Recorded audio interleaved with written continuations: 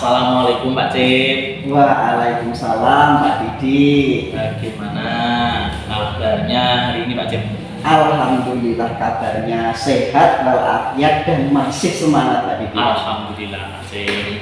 Untuk ini ya Pak, untuk kedepannya pendidikan di Indonesia ini harus tetap semangat ya Pak. Betul Pak. Perlu semangat dan menjalankan budaya positif yang seperti Bapak sampaikan kemarin. Siap. Ini Pak Cip, jadi untuk hari ini saya akan melakukan kegiatan pra observasi. Baik Pak Didi.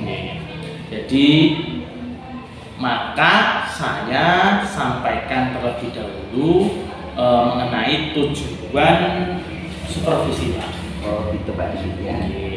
Yaitu mengembangkan diri kita sebagai seorang pendidik Pak. Itu. Nah, kira-kira kelas mana yang Bapak isi untuk kegiatan supervisi nanti Pak? Mungkin masih tetap di kelas 5 Pak Didi, yaitu sesuai dengan kelas yang saya ampu, karena mungkin kaitannya dengan perangkatnya, media pembelajarannya bisa saya siapkan secara matang Pak Didi. Itu ya Pak. Nah, kira-kira kapan Pak kita melaksanakan kegiatan ini? Rencananya bisa besok Pak, besok kita laksanakan kegiatannya, karena tadi saya di waktu istirahat sudah sempat membuat bahan-bahan ajarnya dan rencana pembelajarannya sudah insya Allah sudah saya persiapkan. Alhamdulillah Pak, berarti besok kita bisa melaksanakan kegiatan tersebut ya. Sudah siap semua untuk perangkat mungkin selama tadi saat jam kosong mungkin ya, saat istirahat dengan sampun menyiapkan semua. Insya Allah Pak Didi siap. Baik Bapak, untuk tujuan apa yang ingin Bapak capai ya, dalam supervisi nanti ya? Gini Pak Didi, tujuannya Pak, saya ingin murid saya itu dapat secara aktif berdiskusi dengan kelompoknya dan mampu mempresentasikan, bahkan murid saya itu mampu menanggapi kelompok lain dan mampu memberikan umpan balik kepada kelompok lain dengan baik Pak. Wah, hebat sekali ya ini. Jadi kolaborasi ya Pak. Betul Pak. Ya. Terus jadi bagian mana ya Pak Cik yang akan kira-kira akan saya amati ya nanti ketika saya observasi panjenengan?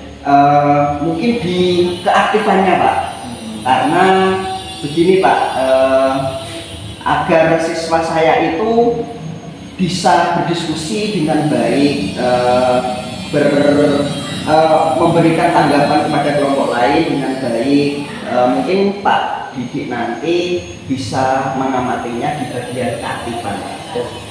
Terus bagaimana untuk strategi Bapak untuk melihat anak tersebut bisa berperan aktif ya? Nah ini Pak, ini insya Allah besok saya mau mencobanya, yaitu pada bagian saya ingin mengembangkan itu Pak, pada kemitraan siswa Pak. Iya. Jadi kemitraan siswa ya. Betul Pak. Mungkin nanti strateginya saya menggunakan strategi yaitu salah bukan masalah. Salah bukan masalah. Oke. Karena selama ini sebenarnya gini Pak, yang saya amati selama ini murid-murid itu sebenarnya dia mempunyai pendapat, sebenarnya dia memiliki atau bahkan jawaban atau punya unek-unek, tapi anak-anak itu takut salah untuk mengungkapkannya. Makanya saya ingin mencoba strategi salah bukan masalah agar anak-anak nanti tidak terbebani, tidak merasa takut salah untuk menyampaikan pendapatnya. Seperti itu Pak. Jadi lebih ke berani ya? Iya. Berani. Ya itu kembali lagi tadi Pak, mengambilnya adalah strategi kemitraan. Kemitraan, dengan kemitraan tersebut kolaborasi sehingga anak itu berani ya, walaupun salah atau benar belakangan lah, yang penting berani. Ya betul. Ya. Nah, ini Bapak, harapan setelah kegiatan observasi, kira-kira apa nih Pak? Harapan nih Pak Cik? Harapannya Pak, setelah murid-murid mendapatkan instruksi, mereka itu bisa aktif dalam pembelajaran, khususnya ketika mereka berdiskusi Pak, yaitu mampu berperan aktif dalam diskusi, mampu mempresentasikan, dan mampu memberikan tanggapan terhadap kelompok lain dengan baik.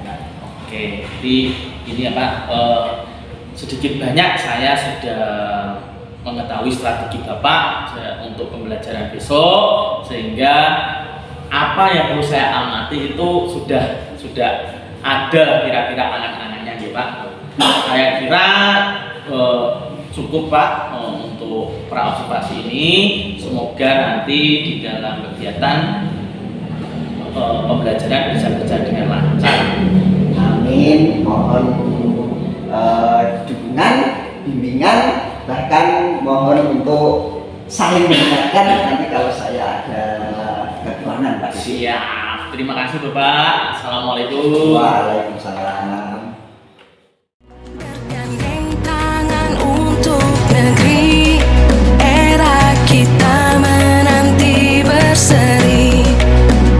Kita belajar Pancasila, kita bernafas dalam sila-silanya. Kita belajar Pancasila, ayo kita jaga untuk Indonesia. Bersatu dalam perbedaan, berpegang tangan dan berlari. Singkirkan egomu, oh kawan, demi negeri ini. Jadilah generasi emas, cerdas berkarakter itu kita. Berjuang dan harus berani, kita terus torehkan prestasi.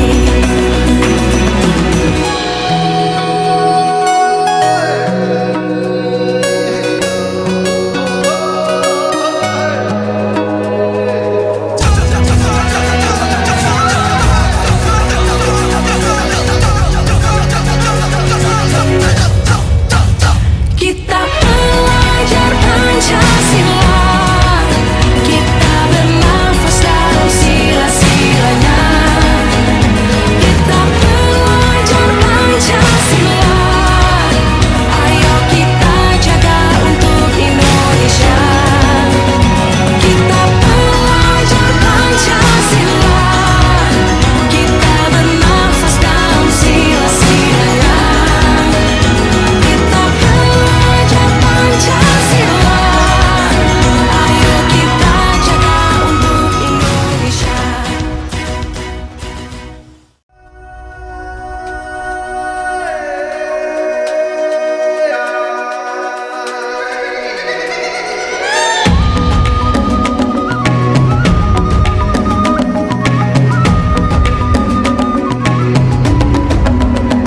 Bangun dan bukalah mata. Assalamualaikum Pak Cik. Waalaikumsalam Pak Didi. Alhamdulillah kita sudah memasuki kegiatan pasca observasi Bapak. Iya Pak Didi. Namun sebelumnya Pak Cik, bagaimana kabarnya? Alhamdulillah kabar saya sehat, baik, dan tidak ada halangan apapun Pak Didik. Kalau Pak Didik sendiri bagaimana kabarnya? Alhamdulillah sehat Pak. Agak sedikit ceguk nih Bapak. Efek setelah Lebaran makan sate terus. Kolesterolnya Tinggi betul. Alhamdulillah ya. Bagaimana perasaan Bapak ya setelah melaksanakan pembelajaran tadi? Alhamdulillah Pak Didik, perasaan saya lega, bahagia dan puas Pak, karena proses yang kita laksanakan tadi berjalan dengan lancar dan baik. Alhamdulillah ya. Menurut Bapak, apakah proses pembelajaran sudah berjalan sesuai dengan apa yang direncanakan Bapak? Alhamdulillah Pak, kalau menurut saya prosesnya itu sudah sesuai dengan apa yang direncanakan Pak.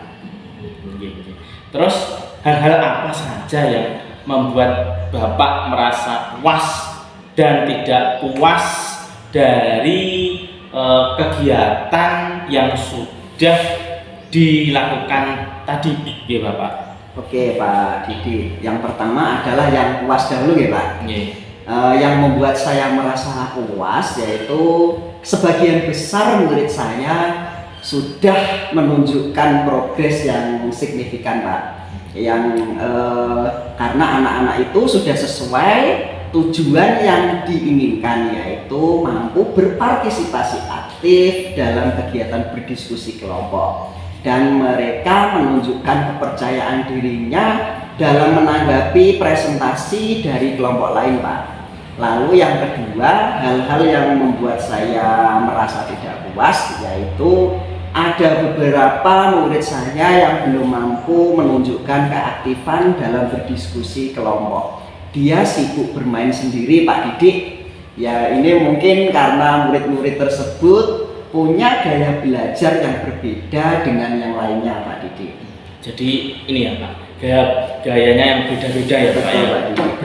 Beragam ya. Terus dari pengamatan Bapak, bagaimana ketercapaian kompetensi siswa Bapak ya? Untuk ketercapaian siswanya Pak, sebagian besar alhamdulillah itu sudah mencapai Pak. Namun ada beberapa yang belum tercapai, mungkin disebabkan saya belum memahami mereka yang memiliki perbedaan atau keberagaman Pak Didi. Jadi belum ini ya, untuk keberagaman itu belum ya, perbedaan itu gitu. Terus ini Bapak, apa yang menjadi kesulitan siswa selama proses pembelajaran tadi? Jadi Bapak. Oh, siswanya Pak ya?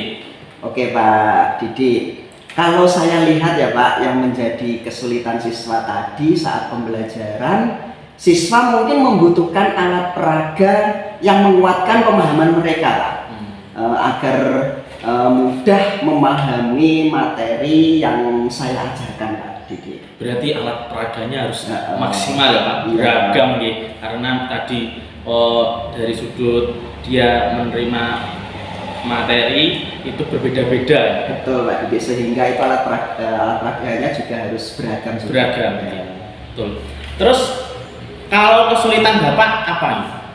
Kalau kesulitan yang saya alami Pak Didi, saya kesulitan dalam penyusunan RPP Pak, yaitu yang memenuhi kebutuhan siswa dengan karakteristik mereka yang berbeda-beda, sehingga mereka dapat belajar dengan gaya mereka atau belajar dengan gaya yang dia inginkan Pak.